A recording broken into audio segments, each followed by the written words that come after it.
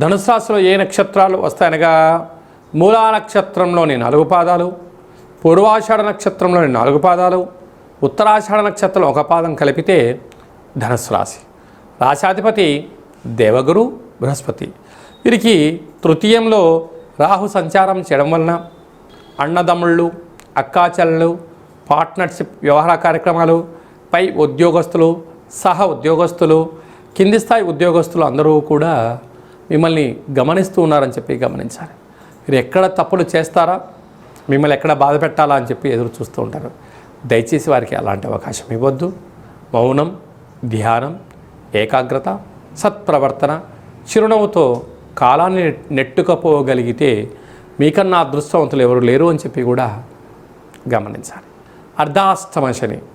చెయ్యని పనులకు చేశావని, అనని మాటలకు అన్నావని మీరు నిందలు పడే పరిస్థితి.